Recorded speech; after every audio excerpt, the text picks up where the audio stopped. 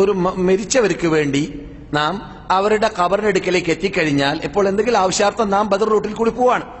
അവിടെ എത്തിക്കഴിഞ്ഞാൽ നാം ബദറിൽ ഇറങ്ങുകയാണെങ്കിൽ ഏത് ഖബർസ്ഥാനത്തിന്റെ സ്ഥിതി തന്നെയാണ്. മുസ്ലിങ്ങളുടെ ഖബറുകൾ സന്ദർശിക്കാനായിട്ട് യാത്ര പോകേണ്ടതില്ല.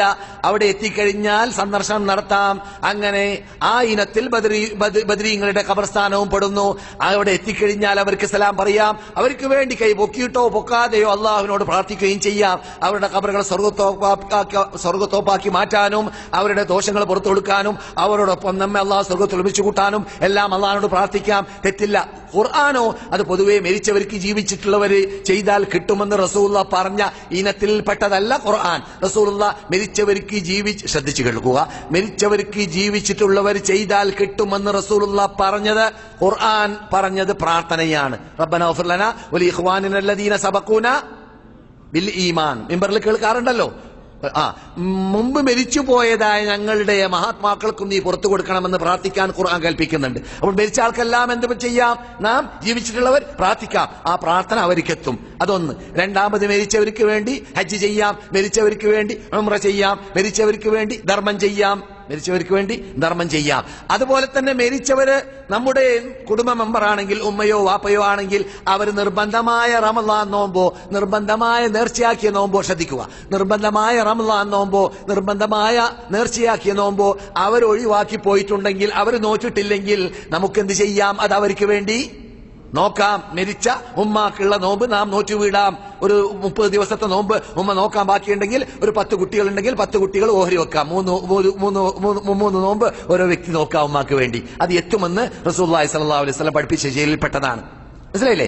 ഇതല്ലാതെ മരിച്ചവർക്ക് വേണ്ടി ധർമ്മം കേട്ടു, പ്രാർത്ഥന കേട്ടു, ഹജ്ജ് കേട്ടു, ഉംറ കേട്ടു, നോമ്പ് ഈ രൂപത്തിലുള്ളതും കേട്ടു. ഇതല്ലാതെ വേറെ ഒരു സൽക്കർമ്മങ്ങളും മരിച്ചവർക്ക് വേണ്ടി ജീവിച്ചിട്ടുള്ളവർ ചെയ്താൽ കിട്ടുമെന്ന് സഹീഹായ ഹദീസിലില്ല.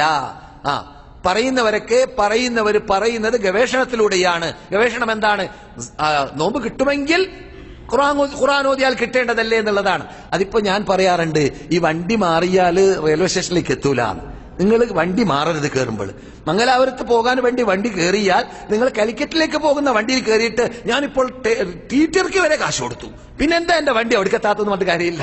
കാശ് ആര് കൊടുത്താലും എത്തൂല അവിടേക്ക്, നീ കയറിയ വണ്ടി മാറിയത് കൊണ്ട്. മനസ്സിലല്ലേ? അതുകൊണ്ട് വണ്ടി മാറരുത്. വണ്ടി റസൂലുള്ളാഹി നമുക്ക് ഇവിടെ വരഞ്ഞിരിക്കുകയാണ്. റസൂലുള്ളാഹി സ്വല്ലല്ലാഹു അലൈഹി വസല്ലം പറഞ്ഞ രൂപത്തിലല്ലാതെ, ഞാൻ ഇപ്പൊ എന്റെ ഉമ്മയും വാപ്പയും ചെറുപ്പത്തിലേ മരിച്ചതാണ്. ഞാൻ ഈ സൗദി അറേബ്യയിലേക്ക് വന്നിട്ട് 41ഓളം വർഷമാവാൻ പോവാണ്. ഇപ്പോൾ ഞാൻ വരുന്നതിന് മുമ്പ് തന്നെ എന്റെ വാപ്പയും മരിച്ചിട്ടുണ്ട്, എന്റെ ഉമ്മയും മരിച്ചിട്ടുണ്ട്. അള്ളാഹു നമ്മിൽ നിന്നിട്ട് മരിച്ചവർക്ക് പുറത്തു കൊടുക്കട്ടെ. ഞാൻ എന്റെ വാപ്പയ്ക്കും ഉമ്മയ്ക്കും വല്ലതും ചെയ്യുകയാണെങ്കിൽ ഞാൻ നിങ്ങൾക്കിപ്പോൾ കേൾപ്പിച്ച മരിച്ചവർക്ക് ജീവിച്ചിട്ടുള്ളവര് ചെയ്താൽ കിട്ടുമെന്ന് റസൂലുള്ളാഹി പറഞ്ഞതേ ചെയ്യുള്ളൂ. റസൂലുള്ളാഹി പറയാത്തത് ചെയ്യില്ല. ഗവേഷണത്തിലൂടെ ചെയ്താലോ ഒരു പക്ഷേ എത്തൂല ഉമ്മാക്ക്. പിന്നെ എന്തിനാ വെറുതെ ഞാൻ നഷ്ടപ്പെടുന്നത്? നഷ്ടത്തിന്റെ ചെയ്യുന്നത്. അതുകൊണ്ട് നാം പ്രത്യേകിച്ച് ഖബറാളികളെ കുറിച്ച് റസൂൽ സംസാരിച്ചപ്പോൾ പറയുകയാണ്, ലാ തജഅലൂ ബുയൂതകും ഖുബൂറ, നിങ്ങളുടെ വീടുകളെ നിങ്ങൾ ഖബർ പോലെയാക്കി മാറ്റരുത്. എന്നിട്ട് പിന്നെന്താ റസൂൽ പറയുന്നത്? വീട്ടിൽ നിങ്ങൾ സൂറത്തുൽ ബഖറ ഓതുക. സൂറത്തുൽ ബഖറ ഓതുന്നതായ വീട്ടിൽ പിശാച് പ്രവേശിക്കുന്നതല്ല. അപ്പോൾ വീട് നിങ്ങൾ ഖബറാക്കരുതെന്ന് പറഞ്ഞാൽ വീട് ഖുർആൻ ഓതാത്ത സ്ഥലം പോലെ ആക്കരുത്. അപ്പോൾ ഖബറോ ഖുർആൻ ഓതേണ്ട സ്ഥലമാണോ? ഓതണ്ടാത്ത സ്ഥലമാണോ? ഓതാൻ പാടില്ലാത്ത സ്ഥലമാണ്. ഇല്ലെങ്കിൽ റസൂൽ അത് പറയില്ലല്ലോ. റസൂൽ പറഞ്ഞാണ്, ഞാൻ പറയല്ല.